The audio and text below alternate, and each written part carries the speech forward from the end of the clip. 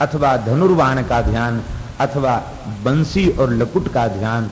ऐसे भगवान के सुंदर करकमल, लाल लाल करकमल हैं, सुंदर रेखाएं, सुंदर चिन्ह हैं, और इसके बाद सुंदर मुद्रिकाएं हैं। भगवान त्रिभंग ललित होकर के अधरों पर बंसी पधरा करके बजा रहे हैं, तिरछी चितवन से देख रहे हैं। भगवान की सुंदर ग्रीवा है, सुंदर ठोड़ी है, सुंदर सुवृत्त कपोल हैं, बड़े सुंदर लाल लाल अधर हैं, सुंदर कुंडकली की और चंद्र किरण की आभा को विलज्जित करने वाली भगवान की सुंदर दंत पंक्ति है, सुंदर सुनासा है, नकवेसर नाशामणि है।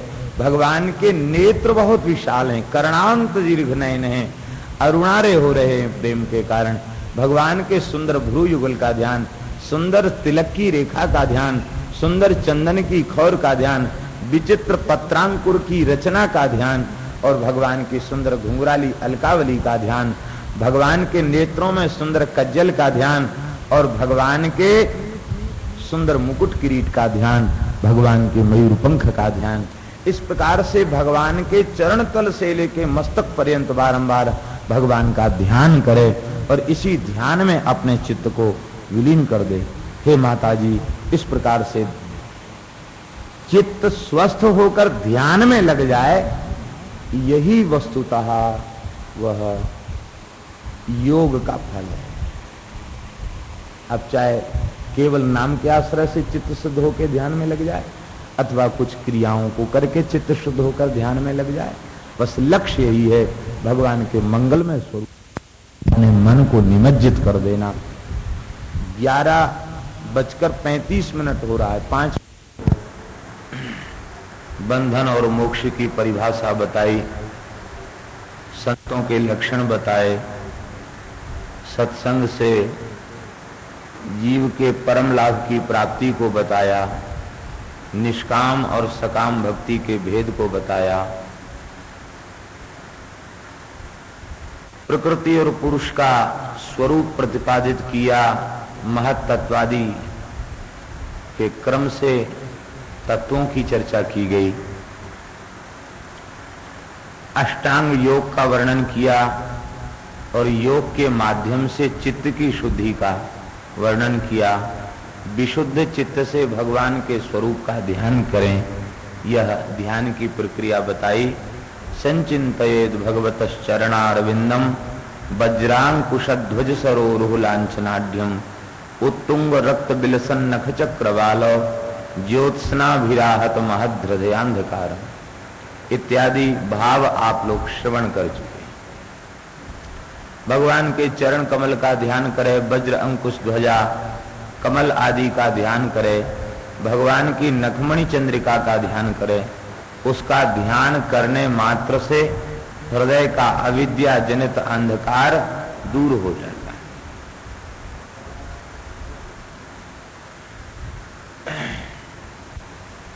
श्री राम परत्वम में महात्मा ब्रह्मदास जी महाराज ने तो लिखा है, ब्रह्म संहिता का प्रमाण देते हुए, श्री राम पाद नख ज्योत्सना पर ब्रह्मा विधीयते। भगवान के नखमणि चंद्रिका के उज्जवल प्रकाश का ही नाम है पर ब्रह्म। जो ज्योतिष स्वरूप प्रकाश स्वरूप परमात्मा है, वो श्री ठाकुर जी की नखमणि चंद्रिका का प्रकाश है, ऐसा उन्होंने लिखा है।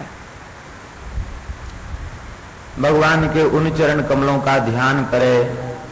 यच्छौच निःसृत सरित प्रवरोदकेन तीर्थेन मूर्ध्यधिकृतेन शिवः शिवोऽभूत् ध्यातुर्मनः शमलशैलनिसृष्टवज्रम् ध्यायेच्चिरं भगवतश्चरणारविन्दम्। जिन गंगा जी के परम पावन जल को भगवान शंकर ने धारण किया, वह गंगा जी भगवान के श्री चरण कमल का धोवन है, चरणामृत हैं। उस जल को शंकर जी ने धारण किया तो शिव शिवोभूत, शिव शिव हो गए। वस्तुतः वे अशिव वेशधारी, चिता भस्म मुंडमाल कपाल आदि को धारण करने वाले भूत भावन शंकर जी, जो वेश से अशिव हैं, वे भी शिव हो गए। कैसे शिव हो गए? कहते भगवत चरणामृत को अपने मस्तक पर धारण करने से शिवा शिवो भूत। ऐसे भगवान के चरण कमलों का चिरकाल तक ध्यान करे। भगवान के आयुधों का ध्यान। अंत में बड़ी सुंदर बात कह रहे हैं, एवं हरौ भगवति प्रतिलब्ध भावो भक्त्या द्रवधृदय उत्पुलक प्रमोदात् औत्कंठ्य बाष्प कलया मुहुरर्द्यमानः तच्चापि चित्त बडिशं शनकैर्वियुङ्क्ते। इस प्रकार से साधक जब बारंबार भगवान के चरण कमलों का ध्यान करता है, भगवान के श्री अंग का स्वरूप का ध्यान करता है, तो उसके ध्यान करने से भगवान में प्रीति का विस्तार होता है और उसका हृदय प्रेम से द्रवित हो जाता, पिघल जाता है। अत्यंत आनंद के कारण वह विह्वल हो जाता है, उसका रोम रोम खिल उठता है, रोमांच हो जाता है, उत्कंठित हो जाता है और नेत्रों से अविरल अश्रुधार प्रवाहित होने लग जाती है। वह अपने को ही अभिषेक्त करने लग जाता है। इतना अश्रुपात होता है कि उसका स्वयं का अभिषेक होने लग जाता है और फिर इसके बाद वह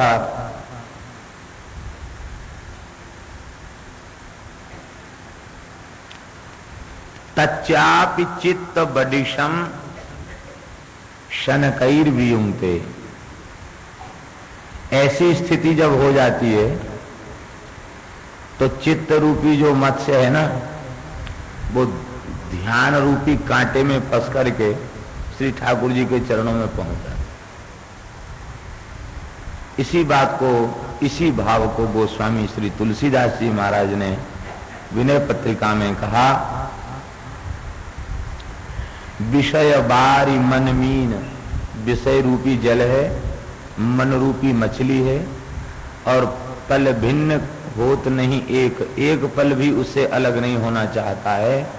ताते सहो विपत अति दारुण जन्मत जौनि अनेक। इसलिए हे भगवान ऐसी कृपा कीजिए, कृपा डोरी बंसी पद अंकुश परम प्रेम मृदु चारो यही विधि बेधि हरो मेरो दुख कौतुक राम तिहार। हे भगवान आप अपनी कृपा की डोर बनाइए। आपके चरण कमल में जो अंकुश है उस अंकुश को ही बंसी बना लीजिए और भक्तों के प्रति जो प्रेम है उसी का चारा उसमें लगा दीजिए और उस कांटे को फेंकिए हमारी ओर। हम विषय रूपी जल में पड़े हुए मत्स्य हैं, उस लालच में हम आपके चरण के कांटे में फंस जाएंगे और फिर आप यही विधि वेधि इस तरह से मेरे चित्तरूपी मत्स्य को वेध करके हरहु मेरो दुख, मेरे दुख का अपहरण कीजिए। कौतुक राम तिहारो। श्री वृंदावन बिहारी लाल की। इसका तात्पर्य है कि आप बड़े कौतुकी हैं, खिलाड़ी हैं।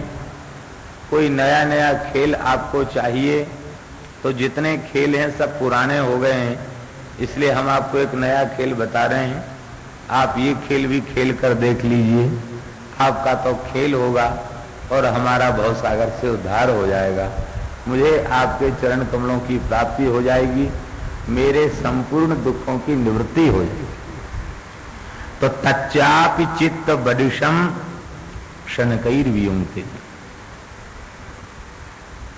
इस प्रकार से वह जब धीरे धीरे भगवान के, देखिए भगवान के ध्यान के संबंध में एक विशेष बात यह है कि यद्यपि ध्यान जो होगा ध्येय का अभी साक्षात्कार नहीं हुआ, ग्रंथों में, पुराणों में गुरुजनों ने, संतों ने जिस प्रकार के ध्यान की विधि बताई और जिस प्रकार के स्वरूप का निर्देश किया ध्यान के लिए, वह स्वरूप कल्पित ही तो होगा।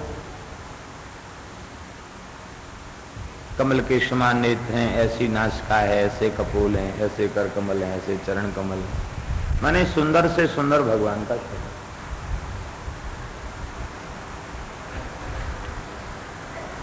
उस स्वरूप की भक्त कल्पना करता है और कल्पना करके तब शांत चित्त होकर के ध्यान करता है।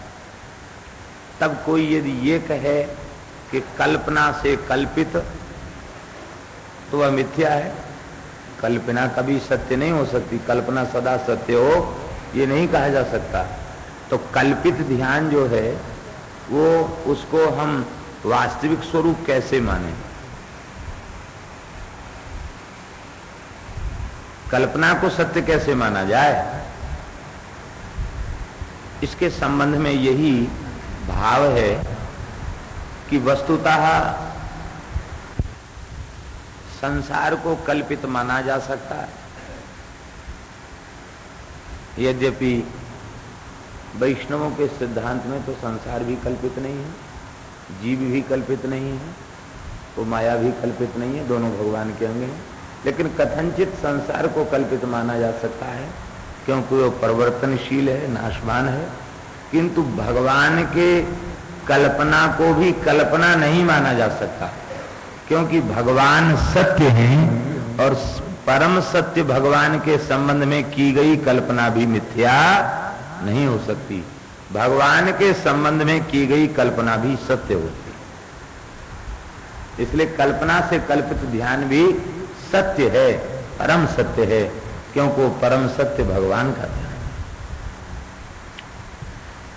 इसलिए पहले तो कल्पना से कल्पित ध्यान ही होता है, किंतु जब भगवान कृपा करके ध्यान जनित सुख की अनुभूति कराते हैं, अपने स्वरूप को अपनी कृपा से प्रकाशित करते हैं, तो उस समय उस भक्त को अनिर्वचनीय आनंद की प्राप्ति होती है, अनिर्वचनीय सुख की प्राप्ति होती है। फिर वह कह नहीं सकता कि इसमें कितना। इसलिए गुरुजनों के आदेश से जो ध्यान वे बताते हैं, उस ध्यान को करना चाहिए। भगवान के जिस विग्रह में विशेष अनुराग हो, उस विग्रह का ध्यान करें। जिस चित्र छवि में विशेष अनुराग हो जाए, उसी छवि का ध्येय करे। ध्यान करते करते और वह जब ध्यान जनित आनंद प्राप्त होने लग जाए, जब ध्येय में चित्त का विलय होने लग जाए, बाह्य स्मृति धीरे धीरे कम होने लग जाए और सर्वथा निवृत्त ही हो जाए, तो पूर्ण सुख तभी प्राप्त होगा जब ध्यान करते करते सर्वथा बाह्य वृत्ति का विलय हो जाए और वृत्ति सर्वथा अंतर्मुखी हो जाए, तभी उसका लाभ प्राप्त होगा।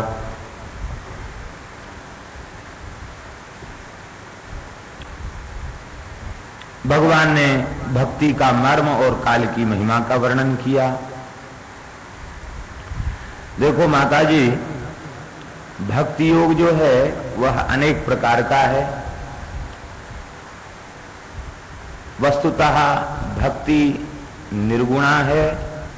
निर्गुणा का अर्थ गुणहीना नहीं, निर्गुणा का तात्पर्य त्रिगुण से परे, क्योंकि सत्व रज तम ये तीनों माया के गुण हैं।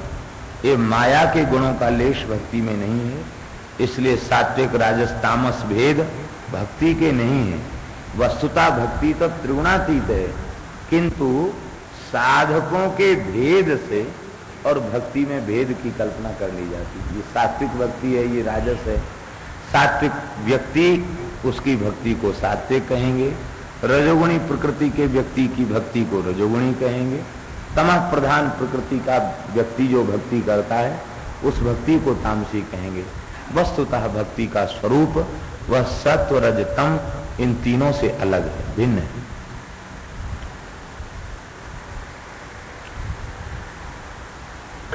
हिंसा, दंभ, मात्सर्य आदि का आश्रय लेकर जो भक्ति की जाती है, ऐसा साधक भक्ति करता है, उसको तामसी कहते हैं। किसी वस्तु की, विषय की प्राप्ति के लिए अथवा यश एवं ऐश्वर्य की प्राप्ति के लिए जो भगवान की उपासना की जाती है, उस भक्ति का नाम राजस भक्ति है। और कर्तव्य बुद्धि से, भगवत समर्पित वृत्ति से यजेष्टव्यम इतिवा, हमें यजन करना ही चाहिए। यही हमारा स्वरूप है, यही हमारे जीवन का प्रधान कर्तव्य है, ऐसा मानकर जो की गई भक्ति है स सात्विका, वो सात्विक भक्ति है। उसे सात्विक भक्ति कहेंगे। अब त्रिगुणातीत भक्ति का स्वरूप क्या है, इसकी बड़ी सुंदर श्री वृंदावन बिहारी लाल की।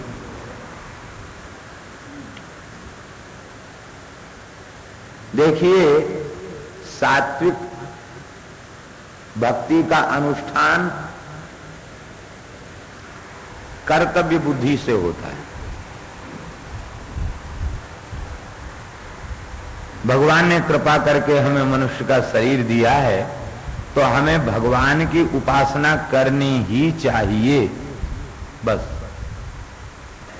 इस प्रकार का विचार चित्त में जब उठता है तो भगवान की भक्ति करता है। और भक्ति करने के बाद भी वह उस भक्ति जनित कर्म को, उपासना रूप कर्म को भगवान के चरणों में ही निवेदित कर देता, समर्पित कर देता। इसे सात्विक कहा गया। अब इससे भी श्रेष्ठ भक्ति क्या है? कहते कर्तव्य बुद्धि से अनुष्ठान जहां भक्ति का किया गया है, उसमें उतनी अधिक प्रीति नहीं है,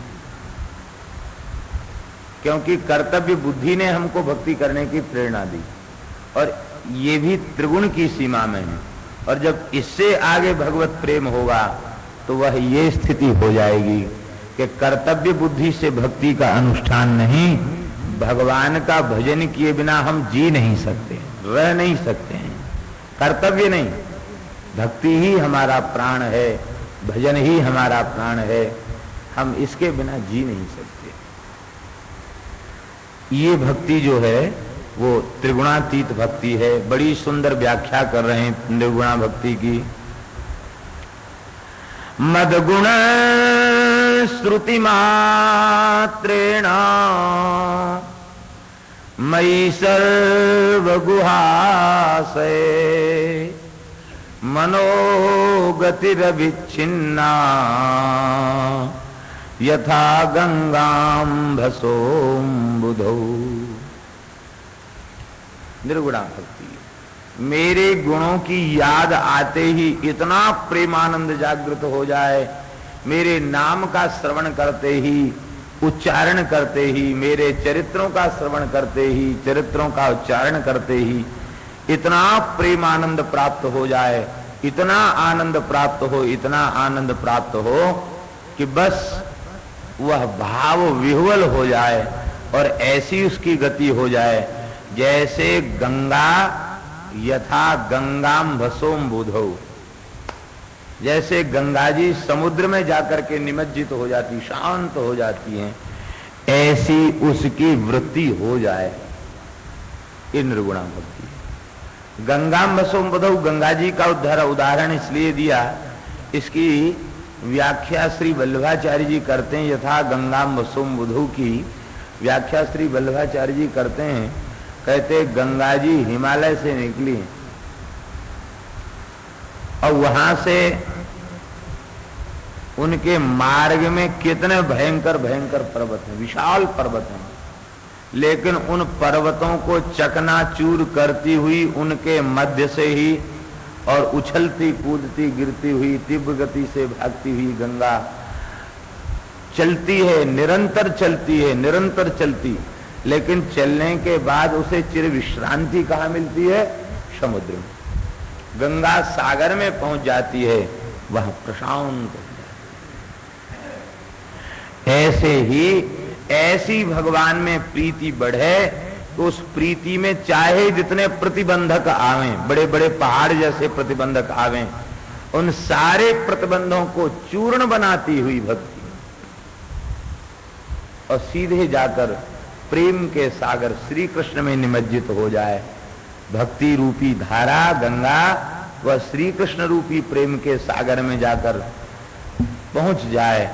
ऐसी उस भक्ति का नाम है निर्गुणा भक्ति अथवा त्रिगुण विरहिता भक्ति, त्रिगुणातीत भक्ति। जब ऐसी भक्ति निर्गुणा भक्ति प्राप्त हो जाती है उस समय जीव बंधन से मुक्त हो जाता है, जड़ माया के बंधन से मुक्त हो जाता है। और जड़ माया के बंधन से जो मुक्त हो चुका है उसी को मुक्त कहते हैं। जब तक त्रिगुण का बंधन है तब तक वो माया के झमेले में पड़ा हुआ है। इस जड़ माया से मुक्त हो जाएगा तब वह मुक्त हो जाएगा। और उस मुक्तावस्था में जब अहेतु की अव्यवहिता भक्ति हो जाती है, निष्काम और अव्यवहित प्रेम भगवान में हो जाता है, तो उस समय भगवत साक्षात्कार उसे हो जाता है और भगवान की लीलाओं की अनुभूति होने लग जाती है। क्योंकि विषयी जीव के साथ भी भगवान की लीला संभव नहीं, मुमुक्षु के साथ भी लीला संभव नहीं, क्योंकि मुमुक्षु केवल साधक है, अभी वो त्रिगुण के भीतर है। किंतु जो मुमुक्षु नहीं मुक्त हो चुका है, उस मुक्तात्मा के साथ भगवान की लीलाएं होती हैं। भगवान की लीलाएं, भगवान का दर्शन, भगवान से वार्तालाप, भगवान के नाम रूप लीला की पवित्र स्मृति उसके चित्त में हुआ करती है। उस समय श्री ठाकुर जी उस प्रेमी के सामने प्रकट होकर लीला करते हैं और कहते हैं कि अरे भक्त तुम्हें क्या चाहिए। सालोक्य सार्चि सामीप्य सारूप्यैकत्वमप्युत दीयमानं न गृह्णन्ति बिना मत्सेवनम जना। भगवान कहते हैं कि देखो तुम सालोक्य भक्ति ले लो। सालोक्य माने भगवान के धाम में नित्य निवास, अखंड रूप से निवास। सार्ष्टि ले लो माने भगवान के समान ऐश्वर्य। सामीप्य ले लो, नित्य मेरे समीप रहना। अथवा सारूप ले लो, मेरे जैसा रूप ले लो। अथवा एकत्व ले लो। लेकिन वह बिल्कुल भी नहीं चाहता। कहता नहीं भगवान, ये मुक्तियां आप अपने ही पास रखें और जिन्हें मुक्तियां अभीष्ट हों उन्हें आप मुक्तियां दे दें। हमें तो केवल अपने चरण कमलों में बना के रखें और आपका कैंकर्य सदा हमें मिलता रहे, आपकी सेवा मिलती रहे और हमें कुछ भी नहीं चाहिए। वृंदावन में जिनकी रति है, प्रीति है, वे ब्रज रस रसिक, वे भी कुछ भी नहीं चाहते।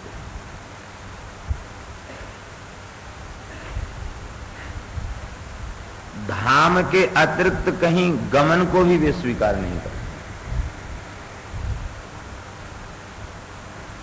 बस श्री ठाकुर जी की लीला में प्रवेश हो, भगवान की सेवा प्राप्त हो, यही उनका अभीष्ट होता है। उनके लिए श्री नाभाजी महाराज ने लिखा है, कुंज ओकजे बसत अब निर्वर्त भय संसार ते मेरे जजमान सब। इस छप्पे में कहा कुंज ओकजे बसत अब इस समय वे कुंज की ओक में निवास करते हैं। इसका मतलब है कि वृंदावन के रसोपासक भी वे वृंदावन की निकुंज को छोड़ करके किसी गोलोक में अथवा अन्य किसी लोक में जाना स्वीकार नहीं करते।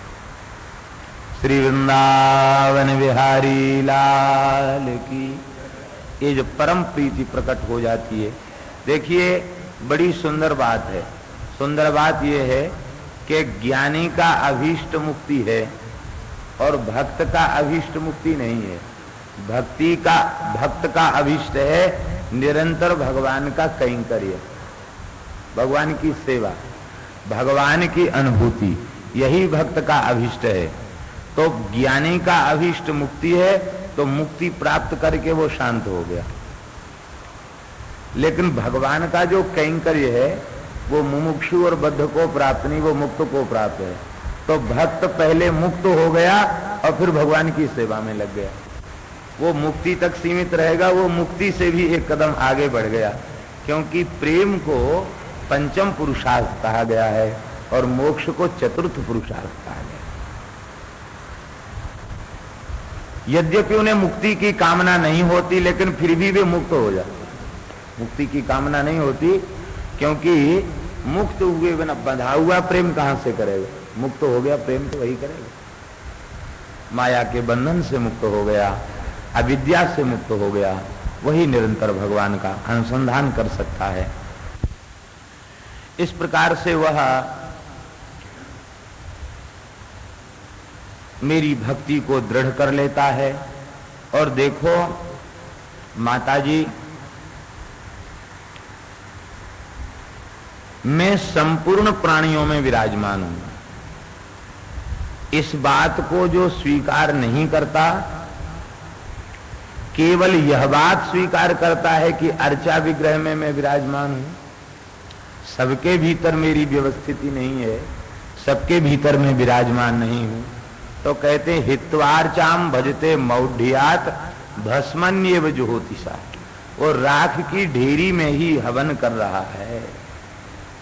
इसका तात्पर्य है कि भगवान के विग्रह में, स्वरूप में भगवान को प्रेम श्रद्धा पूर्वक स्वीकार करना, इसके बाद प्राणी मात्र में भगवान के भाव को स्वीकार करके किसी का अनादर नहीं करना, किसी का तिरस्कार नहीं करना, सबका आदर करना, सबका सत्कार करना, सब में भगवान का दर्शन करना, यही श्रेष्ठ भक्ति है।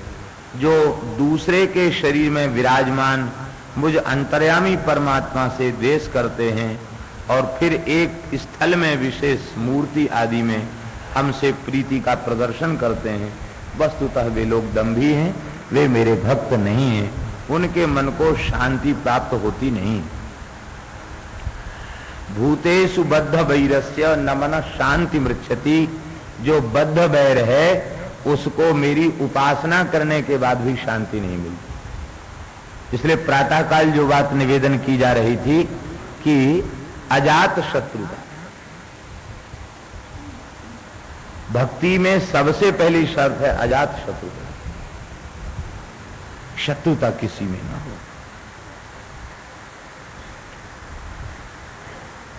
इसलिए हे माताजी, सब में मैं विराजमान हूं, इस भाव से मेरी आराधना उपासना करनी चाहिए।